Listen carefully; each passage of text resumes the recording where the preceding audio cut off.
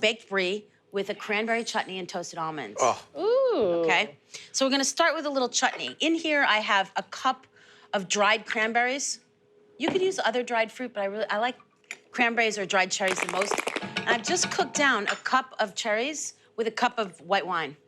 I'm talking whatever's left over from the night before, door of the fridge type of white wine. Okay. Cook it all the way down, and that plumps the dried fruit. You know, it hydrates them, right? They've had their margarita too. So to that, I've just peeled and diced one pear, and I'm gonna just add that in. You've been talking about those pears. You're bringing them in. You love the pears. You know, I'm not gonna make eye contact with an apple this season. Wow. Okay? I'm all about the pear Bold. love.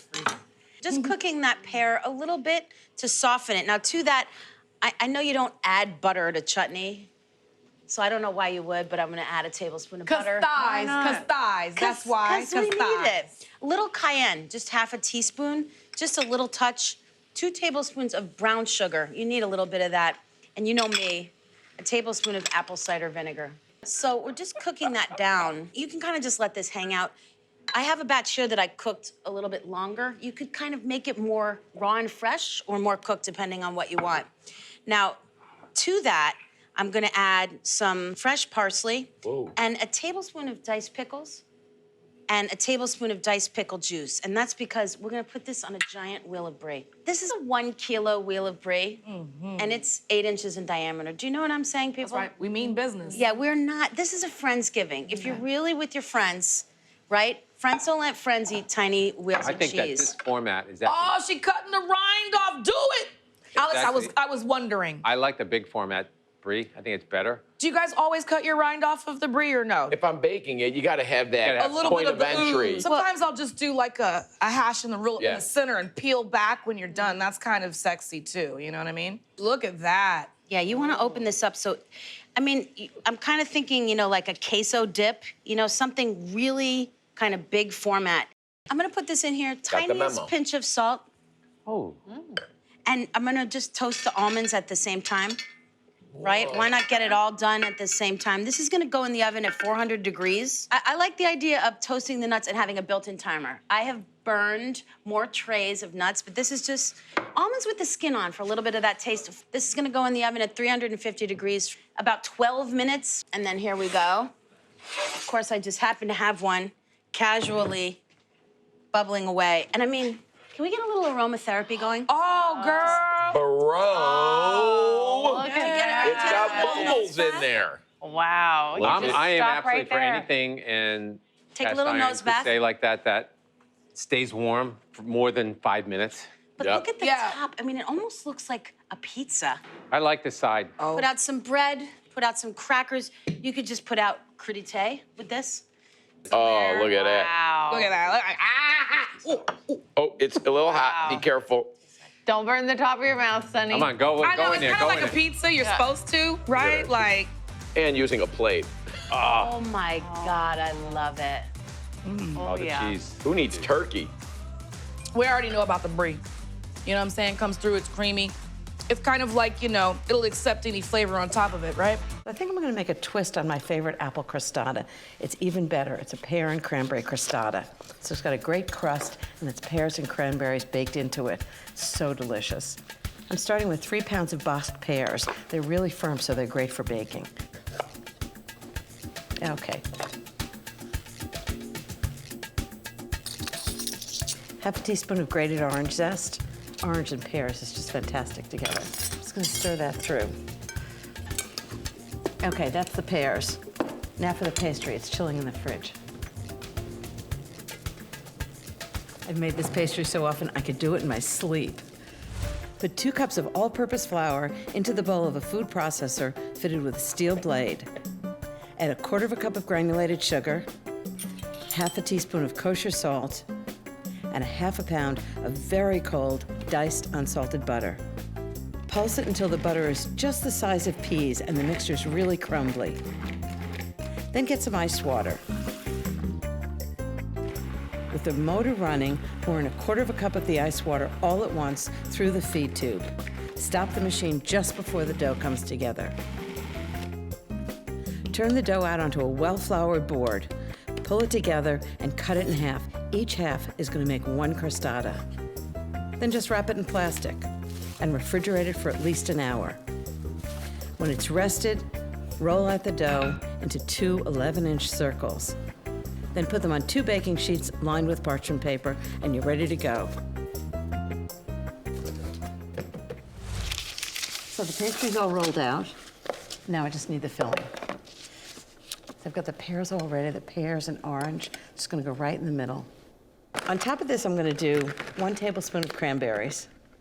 Just gives it a little tartness along with the sweetness. It looks great too. 1 tablespoon of cranberries on each tart. I love the combination of cranberries and pears. Okay, now I have a topping to make. So 1/2 cup of flour. This is gonna make the topping for 2 tarts. 1/2 cup of sugar. This is kind of like making the crumble topping for, say, a crisp. It's just right on top of the tart. It's a good combination. 1/2 teaspoon of cinnamon. Love cinnamon. Cinnamon, pears, and cranberries. How bad can that be? 1/4 teaspoon of allspice, just to give it a little extra spice.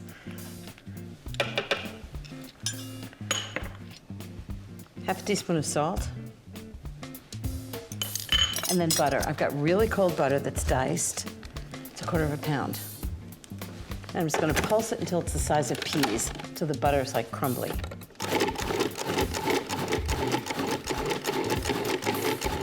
Okay, fabulous.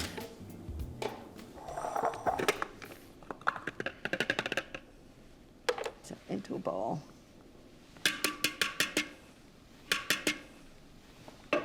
And so I'm just gonna rub this in between my fingers until it gets really crumbly. You wanna put the crumble on first, and then I'll show you I'm gonna fold the edge right over.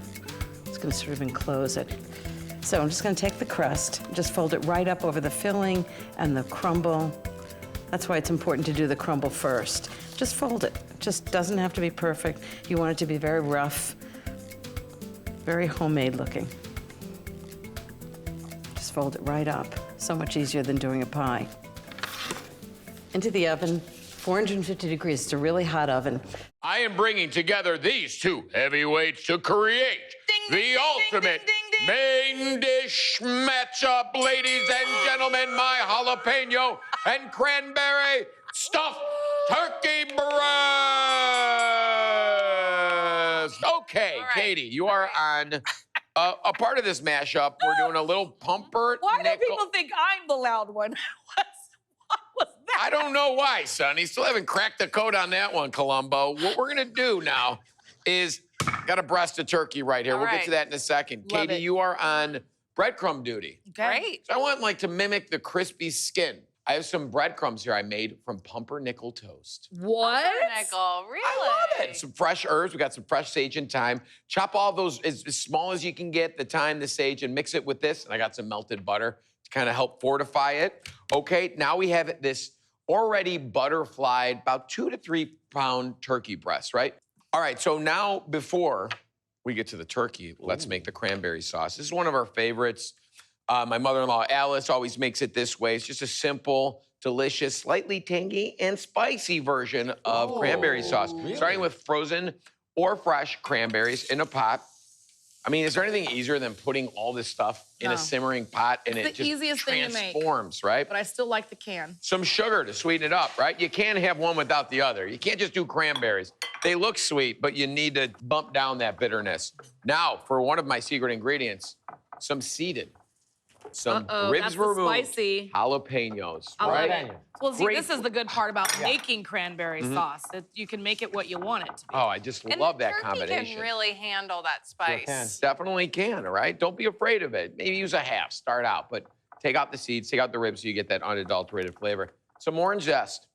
When you cook it down, though, that jalapeno softens, right? It really does. It's And not like an adobo that really just stays hot. traditionally, there's nothing spicy on the Thanksgiving. Nothing. And you need to, you I need to. just realized that. Everything Right. kind of tastes the same. My greens, do you guys ever have greens? Because my greens are spicy Yeah, too. I put but- red chili flake in No, there. we don't do the Gotta greens, come but to I'm the going to start. Southern I'm gonna make this Thanksgiving. Thanksgiving. Yeah. All right, That's add about a that's a half a cup of guarantee. water. Let it simmer. Keep an eye on it. They're going to burst. They're going to transform. That pectin's going to come out. And it's going to turn into what we always love is this kind of more gelatinous version of cranberry. We want to cook this one down because we're going to use it as our filling. Oh my Do I goodness, put I'm this in very here? excited. Yeah, throw the butter in there. What is that, Jeff? This is a 2 to 3 pound skinless turkey breast. I have my meat mallet. What I've done was take it, it's like a giant chicken breast, and we kind of unfurled it book style with a nice sharp boning knife. We started here and opened it up so it's in the shape of a heart almost. Okay? Oh. Now we're gonna make it even thinner by using the flat end of a meat mallet covered in plastic on top of parchment. We'll get to that later. This all has a reason. This is so it's all even. And this is gonna make it so much easier to roll up. You can go too far with the pounding. Yeah, you can. We're gonna take the plastic. Now for a little bit of extra flavoring, some Dijon mustard right there. Oh, Jeff. Just to kind of give it a layer of tang, right? Along I with like that. it. And I mean, Dijon turkey, it's a match made in heaven. Well, turkey needs all that flavor. Does. Yeah, game meats. Got a little Involtini vibe here, Jeff. Would you say? Yeah, definitely a rollatini. Little rainstorm here of some salt. All right, we'll get to the outside, some pepper. And now let's get to our cooled Let's do it. cranberry sauce.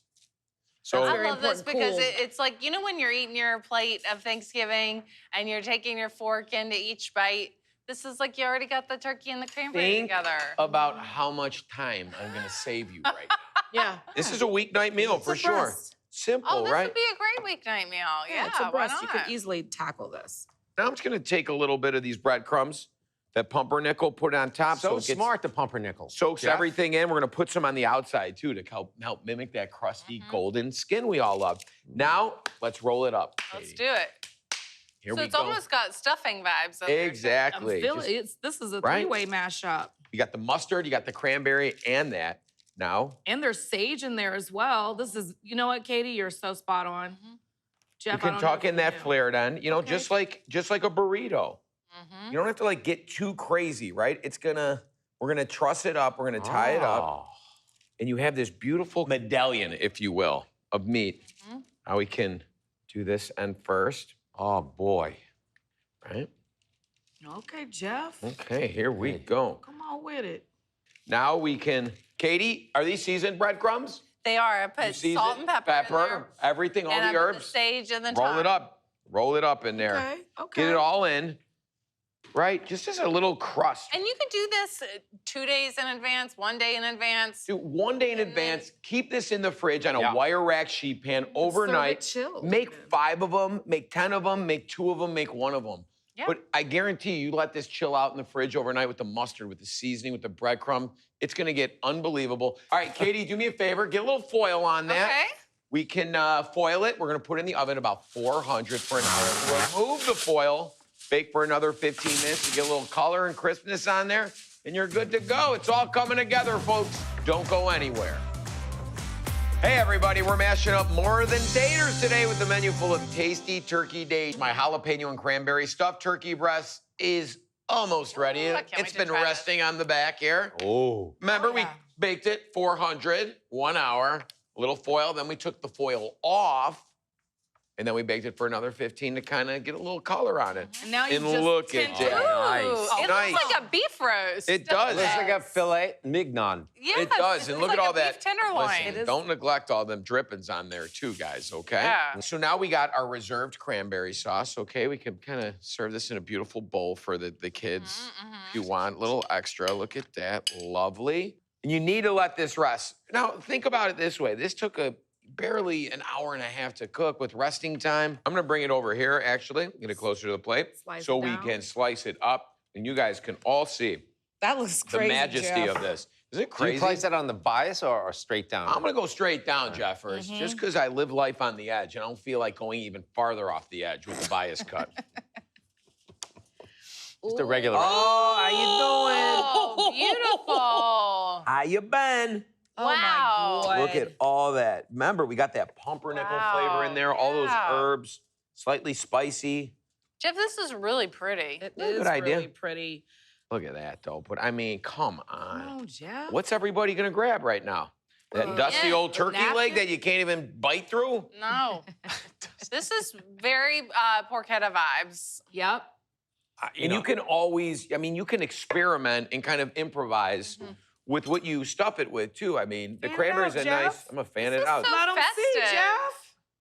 This is gonna go viral. What? I love it. Already viral. This is beautiful. Make it nice for the peoples around there, Sonny. I Bring will it. serve you now. Yeah, let me get that center cut. You want that? I know. I wouldn't expect anything less. Look at that. Oh, come on, Jeff. Usually you want the edge. I do, but I also wanted this Casseroles, filling you're for an edge sure. girl. I am a crispy edge person. I pay attention. You know, you do, Jeezy. Come on. You got everything in one bite, right. potentially, if you do it correctly. This looks great. Yeah, fork and knife me. I'm Yeah, terrible. spicy, God. like a spicy, creamy horseradish sauce. You know what I mean? Oh, that would be fun. Cold, you know, Well, like you you put know, on a even sandwich. the Dijon in here, you could make like a creamy Yes. Dijon vibe on the side for dip. Jeff, I think it was do really too. smart to use the Thank you, Jeff. pumpernickel on the outside because it makes it have this nice browned look to it. Look at that crust, Extra. Jeff. Little Simply extra. pumpernickel. Yeah, it's a What crust. was in that dish? Pumpernickel, Katie? sage, and fresh thyme, yeah. Come on, and butter. Don't forget the butter. Oh, yeah, well, no joke. We did take the internal temperature. That was even more important than the cooking time. 160, bring it out, let it rest. Jeff, the Dijon is working Yeah. here. You can It taste is. it, but it's not too forward. I mean, who doesn't like good old tangy and sweet cranberry sauce? It's not super spicy. Turkey's delicious. It's cute. You know we're gonna need some cranberry sauce, and I'm bringing my girl Aarti to the party. What's up, guys? This goes out to all my homies who forget at the last minute to make cranberry sauce or have found out that no one's brought it to the table. So all you're gonna need are some dried cranberries and water. I'm gonna flavor it in an Indian style. So I've got a little saucepan with some oil. I'm gonna add some cumin seeds and some fennel seeds. And then I'm gonna add a little bit of ginger and some green chili. And then a whole dry red chili. I'm also gonna add a couple of spices here. I've got turmeric, and this is called hing. It gives it kind of a garlicky onion flavor without using garlic and onion. You can find it at Indian supermarkets, and you can find it online. Then I've got a cup of dried cranberries. I've actually put in some Iranian barberries as well because I ran out of cranberries, so let's see how this goes. And then you're gonna toss it in those spices, and once they're well tossed, you're gonna grab some kind of juice. I've got cherry, you can use pomegranate, cranberry, orange, and then some water. And I'm gonna simmer this for 20 to 30 minutes until all of those berries have rehydrated. And 20 minutes later, we are all done, and you have cranberry sauce, and you are the superhero. Enjoy your Thanksgiving. These are inspired by the donuts that I made every year for Hanukkah with my mom growing up, and they're one of my favorite parts of the holidays. These are perfect for Hanukkah or Christmas. So if you're cooking along with me, make sure you have some oil heating up in a pot that's fitted with a candy thermometer. You want it to heat to 350 degrees Fahrenheit. Also have a pastry bag fitted with a tip. Anywhere between a 1/4 inch to a 1/2 inch is good, and it can be a round tip or a star tip. And then also get some cream cheese softening to room temperature, because that's going in our filling. Let's get started. The first thing we're gonna do is the hardest part. It's opening up a can of store-bought biscuit dough. And frying up biscuit dough is something that I used to do with my mom. I remember the year that she read about this hack. And I was little, I thought it was the coolest thing ever. So, still scares me to this day. That's always the scariest moment of this recipe. So I'm using these big buttermilk biscuits, and I'm gonna separate them out. You know, the holidays are so busy, so I will take any easy hack like this, and they're gonna be so good. We're gonna fry up our donuts, and we're gonna fry them in multiple batches. We don't wanna overcrowd our pot, because if we do that, the temperature of the oil is gonna drop, and that's actually gonna make your donuts feel oily and greasy, which you don't want. So go ahead and gently lower a couple of your biscuits into the oil. And you really only need to fry these for a couple of minutes, just until they're golden on the bottom, and then we're gonna flip them until they're golden on the other side. And you should be getting some sizzles around the edges of your dough. And then grab a slotted spoon or a spatula, and you can move them around. Make sure that there's a little bit of space in between each of the biscuits so that they can get cooked evenly on all sides. They're already starting to get golden. So I don't know what you guys are planning on doing for your Hanukkah, but in our house, we do book Hanukkah, and each night of Hanukkah, we get new books. So Bernie is gonna be getting 8 new books. She loves books. She particularly loves eating them, which is fine. We're ready to flip. Oh yeah, that's beautiful. Oh, look at that golden brown. Oh, I can't wait to eat these. As you can see, I'm frying in a cast iron pot. If you have one, use that to fry. It maintains the temperature of the oil really nicely. How are your Sufganiyot looking? Are you smelling this? The smell of Sufganiyot is the smell of Hanukkah. I think these are ready to come out of the fryer. How do yours look? So now gently transfer them to your plate or pan. And then we'll fry up the second batch. How beautiful is that? Look at that color. I can tell that that exterior is gonna be a little bit crisp and the interior is gonna be so soft and fluffy.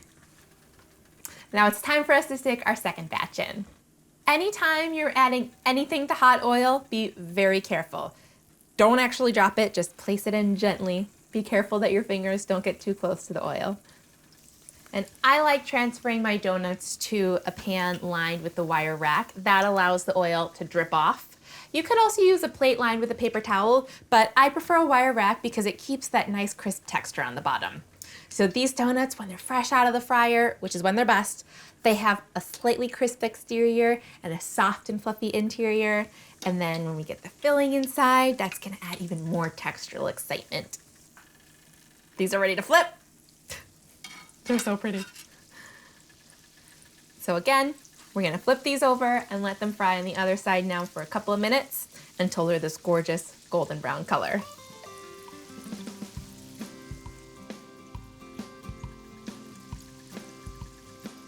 How are your donuts looking? Are they looking golden brown and impressive?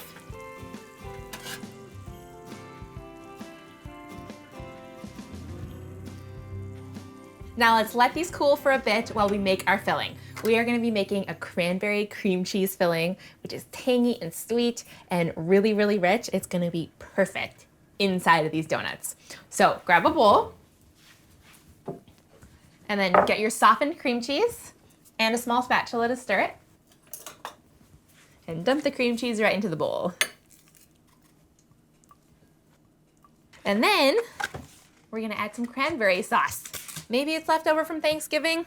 I don't know. You can pretty much use any jam here because any jam plus cream cheese inside of a fried piece of dough is delicious. Add a nice big plop. We're going for about 1/3 of a cup, but this is the type of thing that you could eyeball. And then mix it up. And it's that easy. So the cranberry is gonna add a beautiful natural pink color and that tart cranberry flavor. And then the cream cheese is gonna keep this filling thick and rich and creamy. It's gonna be delicious. So traditionally, Sufganiyot are filled with jelly. I like bulking it up with cream cheese to add that richness and tanginess and texture.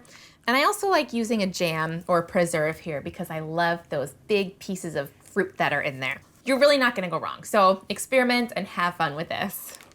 Why don't you give your filling a taste to make sure that there's enough cranberry sauce in there to your liking. I love the flavor of cream cheese. And the cranberry sauce adds the perfect amount of sweetness. If you feel like you wanna add more cranberry sauce, go right ahead and do that now. Otherwise, we are ready to fill. Grab your piping bag and fold the sides down. This is gonna make it easy and clean to fill your piping bag.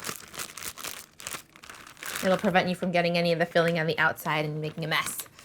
And then hold it in one hand while you scoop it up with the other hand and plop your filling right in. Scrape it off. And if you don't have a piping bag, use a zip top bag with the corner snipped off. Now, fold up the sides and then smush it down toward that tip. Twist the top so that the filling doesn't come out the back as you're squeezing. And then when you squeeze your piping bag, make sure that you're holding the twisted area between your thumb and your pointer finger, and then use your other fingers to apply pressure, and that's gonna make the filling come out. So, let's get piping. This is my favorite part, other than eating. So, all you're gonna do is stick the tip right into the top of the donuts and squeeze. Oh, can Can you smell those freshly fried donuts?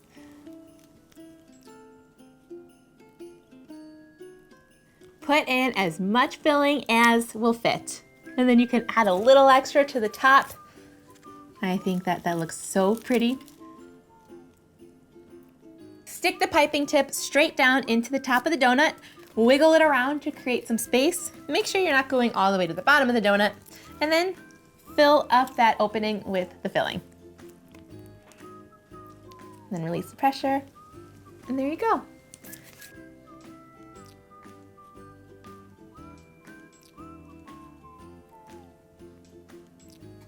Yay.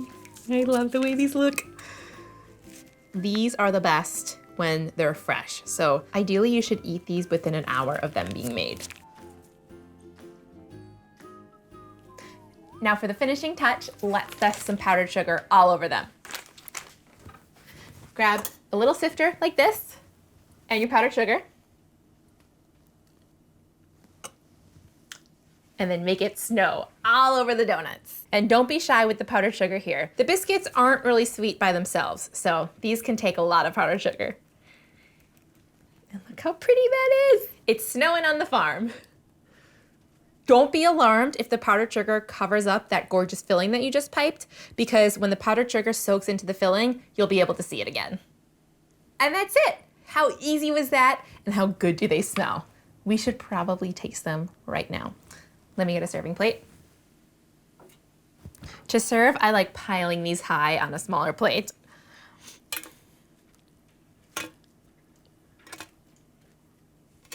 It's all about presentation on the holidays. And there you have it, our cranberry cream cheese stuffed Sufganiyot. They smell so good, and they weren't even that hard to make.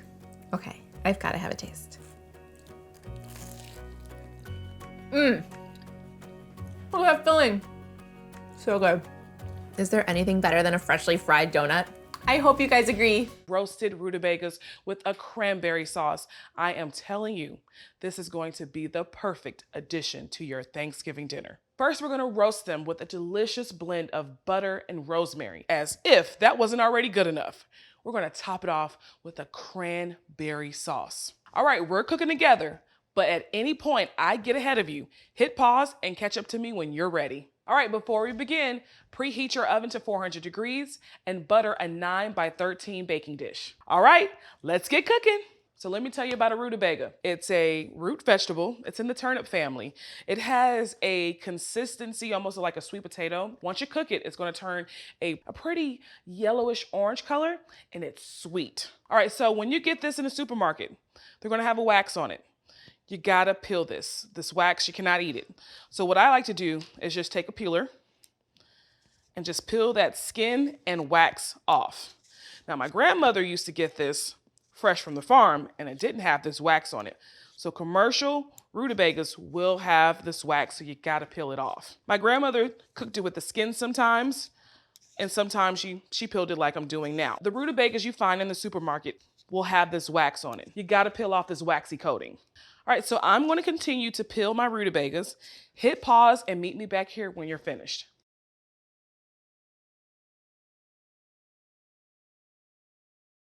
All right, we are done peeling our rutabagas. What I like to do now is slice the rutabaga down the center like this. Now, you'll notice that these things are hard, so please be careful slicing them. Slice them lengthwise, and what I like to do is just go down like that and cut them into cubes.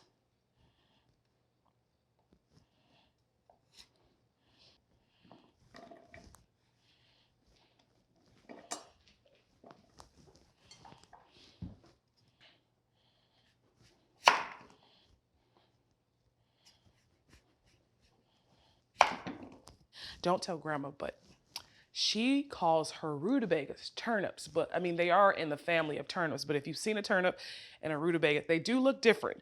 Turnips are usually a whiter color, and once you cook your rutabagas, they're gonna turn to like an orange color. but they are still in the same family. Now, I don't know why my grandmother cooks rutabagas during the holidays. It's just something that she's always done. And if I had to guess, which I can call her and ask her, but if I can guess, I think that rutabagas are just plentiful on the farm. And so she just used them, or her mother used them, and then she carried down that tradition, and my mother makes them as well. But we only eat them on holidays. And let me also tell you, they may seem very hard right now, but when they bake and caramelize with the shallots, they're going to soften up nicely.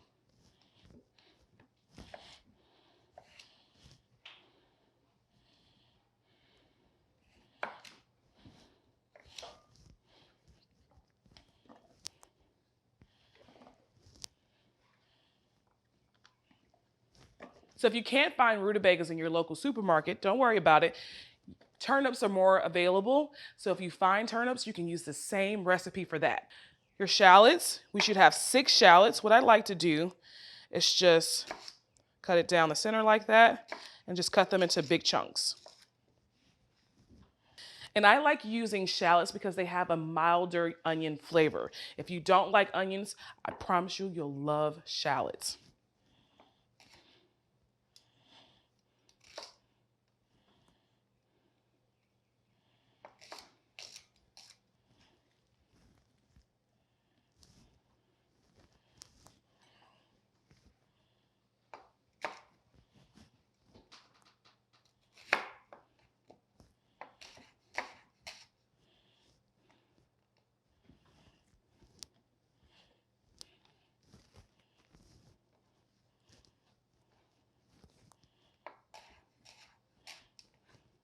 What I like to do is space out my shallots. You don't want to put the shallots all in like just the center of your baking dish. You want to evenly distribute the shallots throughout the rutabagas.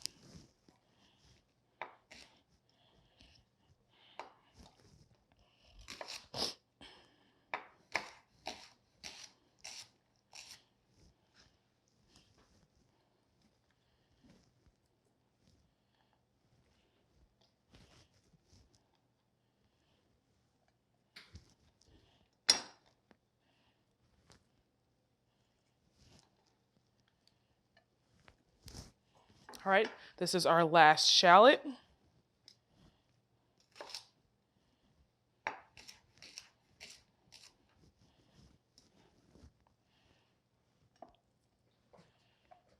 Let's slice up this entire stick of salted butter to our rutabagas and shallots. Add your slices throughout, distribute it evenly. A few sprigs of rosemary. Just scatter it in your casserole dish. I like adding rosemary because it's going to give it a herby flavor. You know, it's a aromatic. That's what the chefs say, aromatic. We're all chefs here. One more sprig. So that's 3 sprigs in total. Okay. Let's crack some black pepper on top.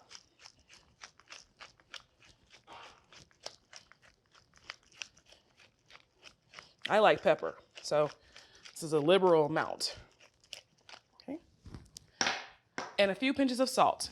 Yes, I know we've already used salted butter, but a little extra salt, because rutabagas don't have a lot of flavor. You gotta add a little extra to it. So it's okay that we've used salted butter. Adding a little extra salt will enhance that natural flavors in the rutabaga. Our oven is preheated to 400 degrees. We're gonna pop that in there and roast it for 45 minutes.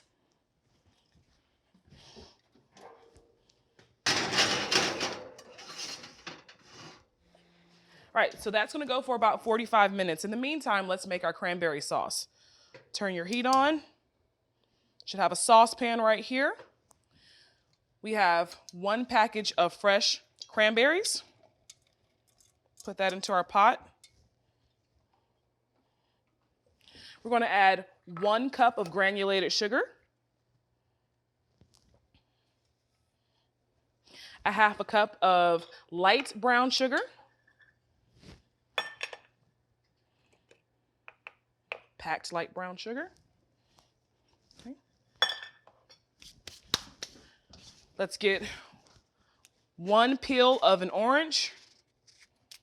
Drop the peel in there. We're gonna squeeze the juice of this entire orange as well.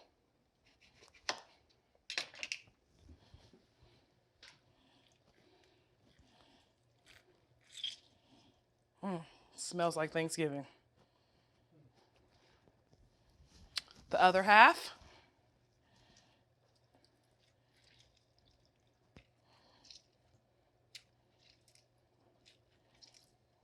All right, let's wipe our hands. All right, we're gonna also add 3/4 cup of water and 1 sprig of rosemary. Give it a mix. All right, let's cover our pot. We're gonna cook this for about 30 minutes or until the cranberries burst and it has that cranberry sauce consistency. Hit pause and meet me back here. All right, so it's been about a half hour for the cranberry sauce and the rutabagas have been cooking for about 45 minutes. So they're done. Let's get them out of here. Oh, wow. Look at that. They've cooked down nicely. You see the color they've turned? That orange yellowish color, so pretty. Look at that. All right, let's grab our cranberry sauce. Turn your heat off. All right, let's reveal this cranberry sauce. Oh yeah. Let's plate. Okay, I'm gonna use this spoon right here. Mix up some of that butter at the bottom. Get some shallots in there too. Look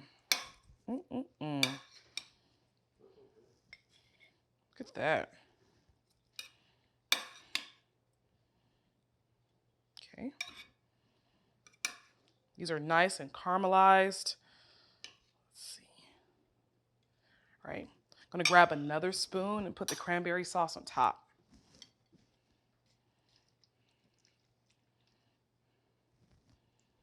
Oh yeah. Not only does it smell incredible, but this looks delicious. The color screams Thanksgiving. Let's try.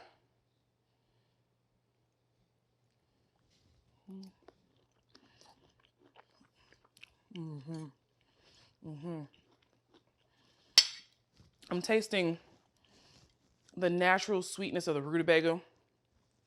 That rosemary it's just really forward. The salt, the shallots, the roasted shallots, delicious. And then that cranberry sauce on top. Happy Thanksgiving. This is it. This is incredible. I'm gonna bake my mom's signature cranberry pie. I love it. It's a really unusual way to use cranberries. They're so beautiful, they're vibrant. So I wanna make a pie crust that really does them justice and brings that tang to the forefront. So I start with 5 cups of all-purpose flour, and to that I add 2 teaspoons of salt and 2 teaspoons of granulated sugar. That's the dry foundation for my pie crust. So once I get the flour, sugar, and salt together, then we add in the shortening. Now listen, I hear you on the shortening because you're thinking, use butter. I like to use shortening here because I think it has a more neutral flavor than butter does. I don't want that buttery taste in the crust. I actually want that buttery taste to come out in the filling. So I just add 2 cups of shortening in here, and I just start working it in. And I start with the spatula, just kind of pressing the shortening into the dough. So you can see it changing texture. You can see the flour forming those little pea-shaped balls you often read about in cookbooks and recipes. So then I start working it in with my hands a little bit. It's definitely more effective, but the heat from my hands is something that puts a time limit on this. Okay, now, I'm gonna measure out 2/3 of a cup of ice water, and then I just pour that ice water right in here. And you see that ice water really changes the dough, and it really comes together. Now that we've made the pie crust, I wanna chill it down a little bit. And I'll do that by dividing it into 2 equal parts. and pressing it down into some plastic wrap and chilling it up in the fridge. So at this point, you can actually save yourself a lot of grief if you just press your dough out a little bit into this little plastic package, because it's as if most of the rolling has been done already. So I'll just make my little pie crust sandwich, top, bottom, into the fridge to take a little nap.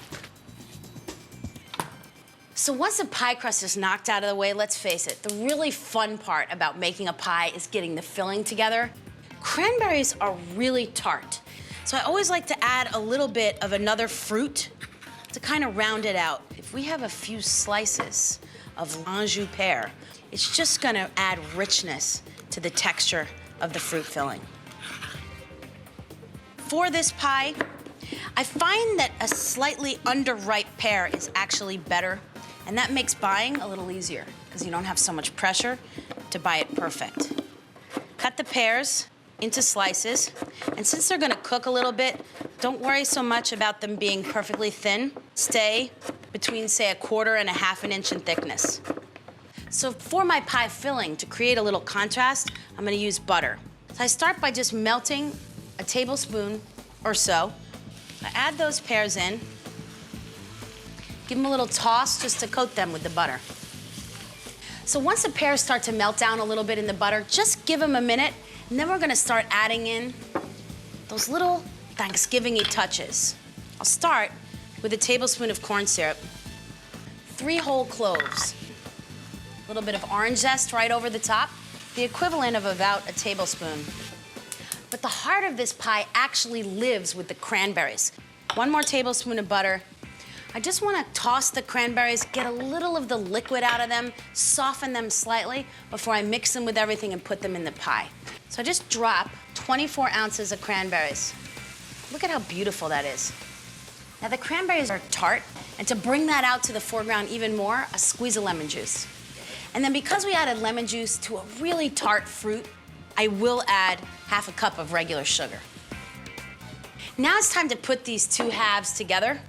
The pear with the orange zest and the cloves, the real aromas of Thanksgiving.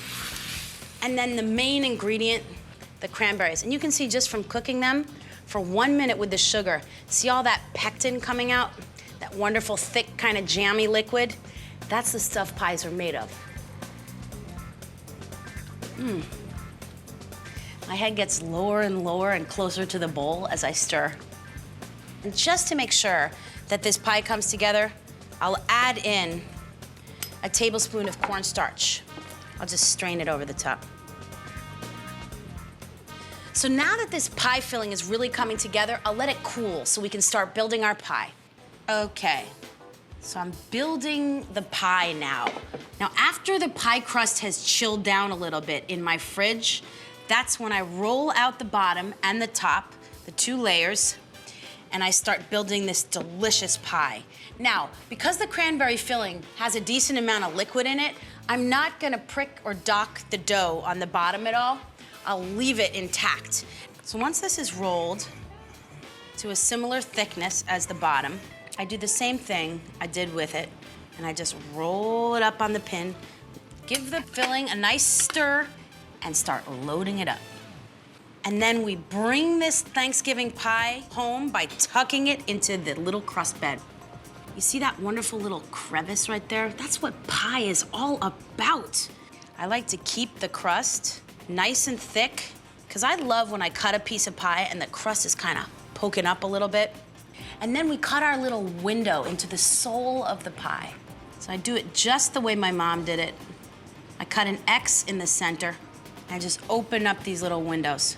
So I'll put this pie in the fridge. Let's get that pie that's been napping so gently in the fridge into the oven. So I start this pie off at a very high temperature, 425 degrees. I'll cook it for about 10 minutes, and then we'll start lowering the temperature gradually. So for the finishing touch, just cover the top of this with granulated sugar.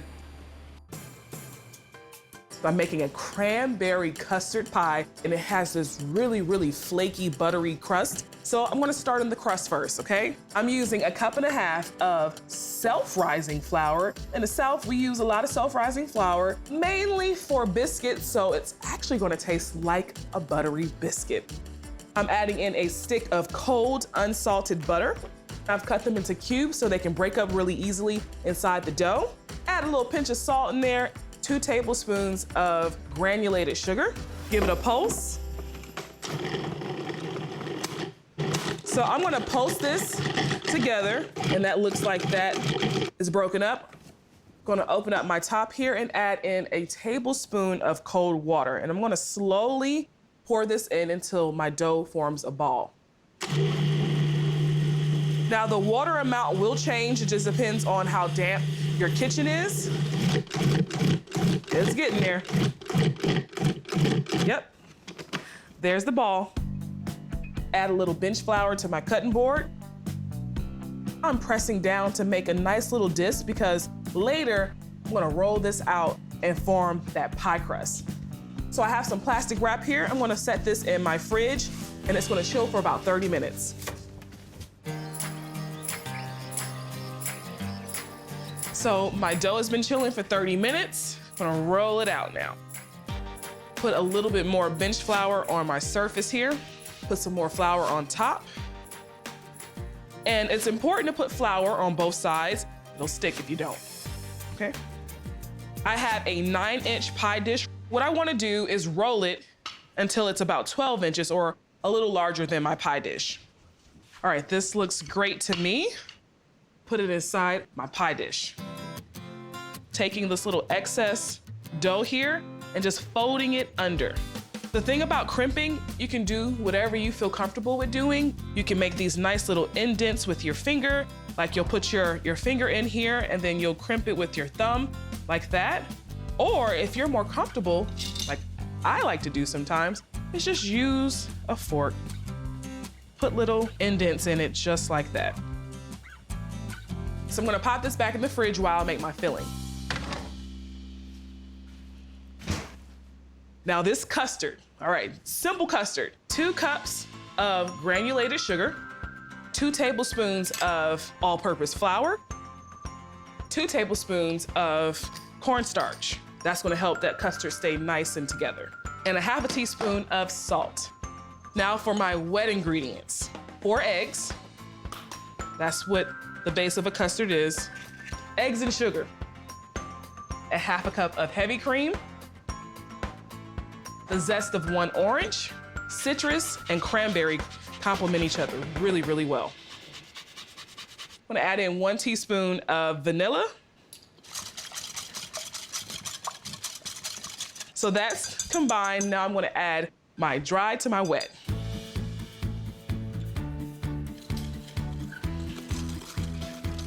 All right, that is done. Let me grab my pie crust. So I have 4 cups of thawed frozen cranberries. I'm pouring this at the bottom because once I pour the custard on top, it's just gonna rise to the top. You see how they're starting to float to the top? Yes. So by the time it bakes, we're just gonna have this really pretty layer of cranberries on top.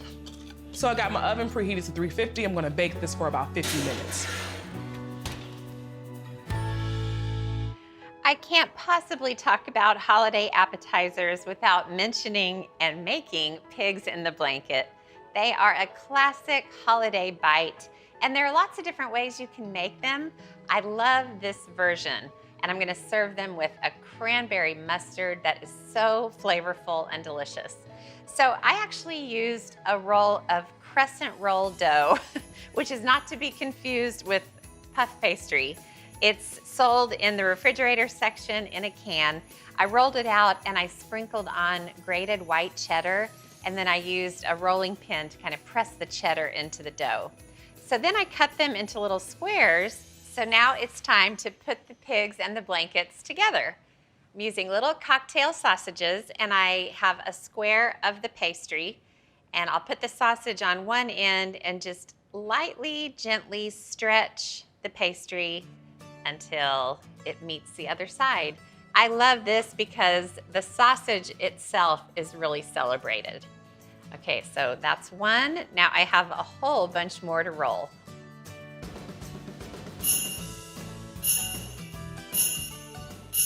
All right, that's 45 little pigs in the blanket.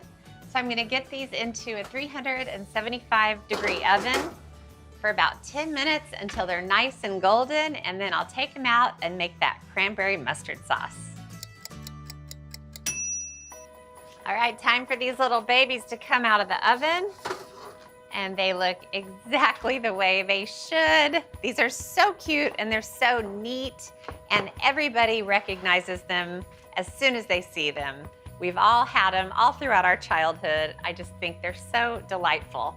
So I'm gonna make the dipping sauce, which is nothing more than cranberry sauce from a can and a big old spoonful of grainy mustard, maybe 2 spoonfuls, and a splash of apple cider vinegar. And then I'll stir this until it is one homogenized mixture. This cranberry sauce is automatically retro. Every time I see it, it reminds me of my grandma. Okay, so that's it for the cranberry mustard sauce. I'm gonna go ahead and get it into a little serving dish. These little pigs in the blanket are wonderful because you can serve them hot right out of the oven, or you can let them cool and serve them at room temperature. They're delicious either way. I put parchment on the pan before I baked the little piggies, and so they're not sticking, which is wonderful. And I love it because I use just enough cheddar that it's just melted out of the sides here and there, but you really don't know it's in there until you take a bite, of course. Golly, this made a lot. I always have these little cocktail sausages in my fridge because I make them for Lad and Todd. They absolutely love them. They can polish off a package of them by themselves. They are delicious. Okie doke. How beautiful does this look? I'm gonna make it more beautiful with a sprinkling of parsley. Not as much for flavor as just for color and garnish. Oh, I love it, I love it. Definitely serve these at your next holiday gathering. Everyone who eats these will fall instantly in love. With the appetizer, not with you. Although I can't make any promises. I think one of the most valuable things I ever learned running especially food stores, how to make really easy desserts. If it took me all day to make a dessert, I wouldn't have anything to sell. And this easy cranberry and apple cake is one of the greatest ideas for that. I'm gonna make a base with cranberries and Granny Smith apples, sort of that sweet and tart thing together. And then I'm gonna put a batter over the whole thing and just throw it in the oven. It's as easy as it gets. Cranberries are really tart, and it's really nice to have something a little sweet to go with it.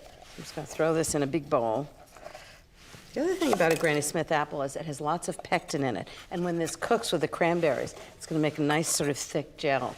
Okay, that's 1 Granny Smith apple chopped up. Next thing I need is 12 ounces of cranberries. And actually, you can only get them sometime of the year in the fall.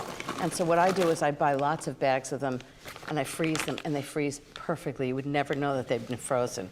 1/2 cup of brown sugar, 1 tablespoon of grated orange zest. I always say this, the zest has more flavor than the juice, so I always make sure to use it. It should be about half the orange.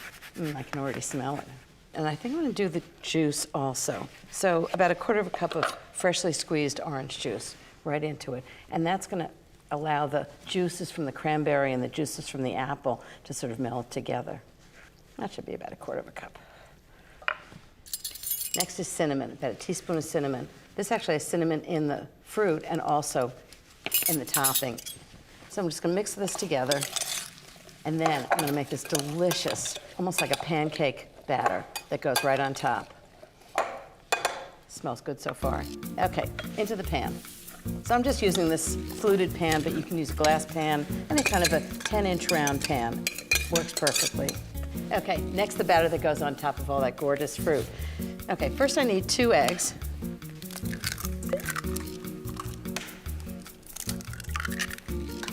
I'm gonna whip that on medium-high speed for about 2 minutes. I really love easy recipes because no matter what anybody says, entertaining's hard. When I say easy recipes, I don't mean like 3 ingredients you just throw together. What I mean is something that's really no stress, that you can do, you know it's gonna come out perfectly every time, and that's what I consider easy. And that's just what this recipe is. So I'm just gonna turn the mixer down to medium. I'm gonna add a cup of sugar.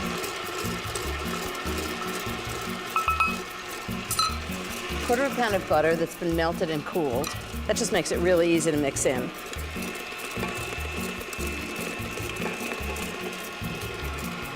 When you're cooking, the measuring's not quite as important. When you're baking, it has to be absolutely precise. A teaspoon of vanilla. I love good vanilla. A little bit of sour cream, a quarter of a cup, just to give it some richness.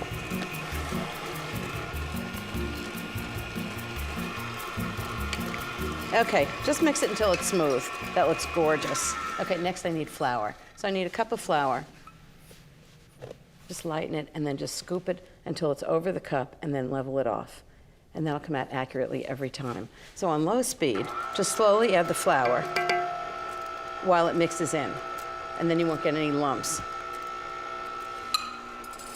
Last thing, salt. I need a quarter of a teaspoon of salt.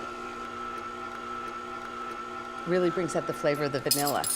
Okay, that's it. You don't want to overmix it once the flour's in, because then it makes it tough. It'll be like bread. You want to just treat it really gently. What I do is give it a last stir with a spatula. Okay. So I'm just going to pour the batter right on top of the fruit. This is actually something between a pie and a cake. It's got a lot of fruit in the bottom and a little batter on the top, and you don't have to make pie crust. That works for me. Just make sure most of the fruit is covered. So I'm going to do a little cinnamon and sugar on top. So I need a tablespoon of sugar. Just going to mix them together. And just about 1/8 of a teaspoon of cinnamon. Now, if you use too much cinnamon, it has sort of a burnt taste, and it actually looks burnt. So you don't want to use too much, just enough to give it enough flavor. So just put those together. And then I'm going to sprinkle it right on top. It's going to give the batter lots of flavor. I'll just sprinkle it lightly all over the top. Perfect. Into the oven, 325 degrees for about 55 to 60 minutes, and that's really easy, cranberry and apple cake. Cake smells done. So good. Oh. Oh, this smells so delicious. So I just want to make sure it's done. You can sort of tap the top and feel that it is. But the only way to really know for sure is a toothpick. So toothpick in the middle. The fruit's going to be wet. You just want to make sure the batter's done. And it is. It comes out clean. Perfect. I do this really informally. Wait till you see the cranberries and apples on the bottom of it. It's really like a pudding.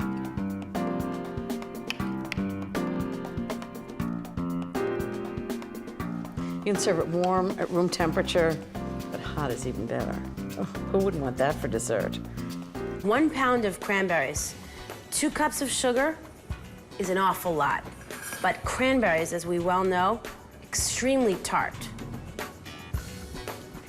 And to add a little moisture, 1/3 of a cup of water. Once I've added the water, I can turn the heat up a little bit.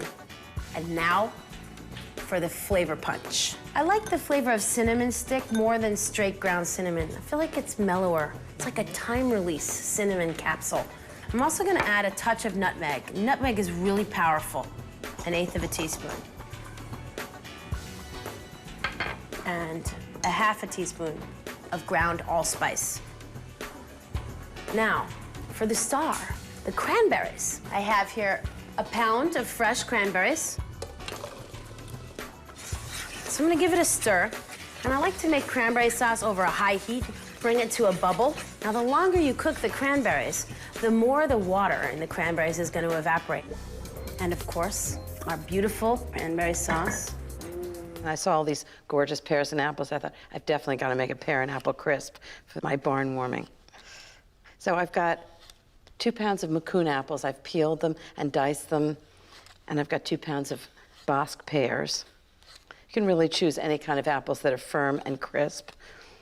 And you want pears that are firm also, but also sort of juicy. You can see when I peel them, they're just delicious. So I peel them, and then I'm going to cut them in 3/4 inch dice. Take the cores out. It's a little bit of a messy job, but worth it. Okay, so that's 2 pounds of apples and 2 pounds of pears. And I'm gonna add cranberries, 3/4 of a cup of cranberries. They're dried cranberries, and I think they're really sort of autumnal and delicious in this. Now to give it lots of flavor, I'm gonna put in lemon zest and orange zest. About a teaspoon of lemon zest. A teaspoon of orange zest. I like to mix them because one's a little sweeter, one's a little tartar, and this way neither of them really overwhelm the pear flavor. And then some juice. I always want a little juice to mix with the flour and sugar, so it gives a nice sort of sauce when it's cooking. So about 2 teaspoons of orange juice, about 2 teaspoons of lemon juice.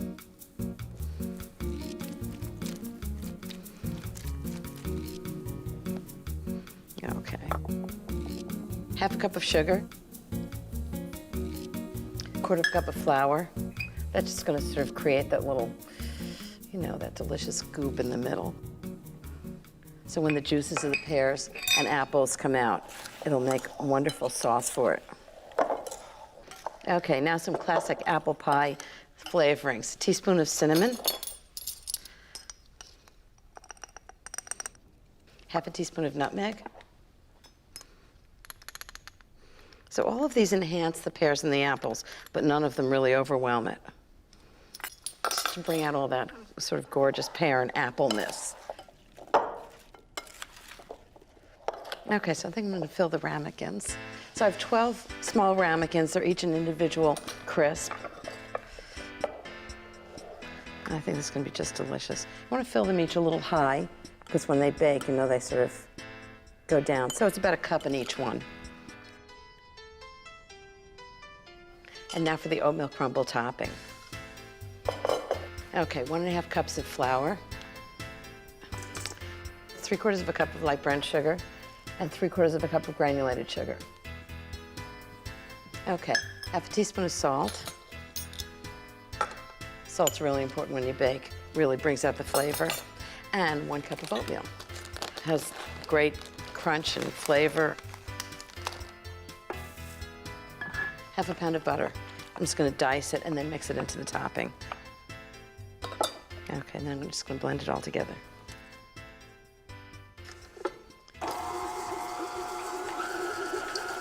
So you wanna let this go until it's like in big crumbles, which is right now. It's great, you can smell the cinnamon and nutmeg. Wonderful. Okay, so I'm just gonna pile this on each of the ramekins. Just big crumbles on the top of each one. Now, how good does that look? So I'm gonna put these in the fridge, and then later before the party, I'm gonna bake them 350 degrees for about 45 to 50 minutes until the top is browned and the juice and the fruit is all bubbly. Will you take a crisp and I'll get you a spoon? You know, cranberry sauce really puts smiles on people's faces, especially around the holidays. You can almost taste that bright, sweet tart flavor wrapped around slices of fresh turkey. I've got a recipe for you. It's going to be so fantastic that you'll never go back to canned cranberry sauce again, and it only uses a couple of key and essential ingredients, and it's so easy to put together. All right, now check this out. I've got a bowl of fresh frozen cranberries you can pick up at your grocery store. All right, I'm going to take these guys. All right, we're gonna put them right into our sauce pot here. All right, I'm gonna turn it on and just let the cranberries start to warm up. And the cranberries themselves, they're loaded with juice, right? So what we're gonna do is we're gonna bring out some of that great, delicious flavor and also add some more juice with an orange. All right, what we're gonna do first is we're gonna take a vegetable peeler and we're gonna pull probably 4 big, huge strips of peel off. And we're gonna throw that in. Now, with the peel itself, the orange peel actually contains a lot more flavor of the orange than the inside of the juice, because a lot of the essential oils are actually found in the skin. So we're gonna pull out some really deep orange aroma. It's gonna make the house smell nice. And pull all the stuff off and throw it right into our pan here. We got 4 nice strips. All right, then we're gonna take a knife and we're gonna take this guy and we're gonna squeeze the juice out, right? So we got a little bit of help, all right, with the cranberries themselves. All right, the whole thing's gonna start to fall apart. All right, we got this guy. All right, then we're gonna really kind of accent a lot of those great holiday aromas by adding a cinnamon stick to that. Now, normally you find ground cinnamon, but whole cinnamon sticks are actually available at grocery stores, and it's the bark of a tree, which is really nice. It's got a deep aroma to it, and we're just gonna throw that right on top of there, right? Then we're also gonna sweeten it up by adding somewhere between 3/4 of a cup and a whole cup of sugar. So we're just gonna eyeball this. Just gonna dump it right on top. All right, now it looks like a lot of sugar, but for the most part, the cranberries are very tart, and they can certainly use the sweetness. All right, we stir the whole thing together, just like that. Make sure everything is well coated. And as a matter of fact, as soon as the heat hits the cranberries, it's gonna start to break them down already. Now these guys are gonna simmer for probably like 12 to 15 minutes until the whole thing starts to break down. It's gonna get really thick. It's almost gonna look like a relish, but it's a really homemade, chunky style cranberry sauce. And it looks absolutely beautiful. Now I let this cool down to room temperature. And it's totally ready to serve at this point right now. But what I like to do is actually let it get nice and ice cold. All right, so I'll take a nice jar with a lid. All right, we're gonna take our beautiful cranberry sauce and we're just gonna load it up in our jar. Take a look at that, isn't that beautiful? I'm just gonna leave all those big chunks of orange and the cinnamon. And look how translucent they get with the sugar. It's fantastic. It smells really, really good. Take all this stuff, I'm gonna load it right on top. And wouldn't this be a great holiday gift to bring someone? All right, we're gonna take our lid, we're gonna put it right on top, okay? We're gonna latch the lid down and let this get nice and cold. When I'm ready to serve the turkey, I got my cranberry sauce ready to go. And this is gonna be the best cranberry sauce I've ever tasted.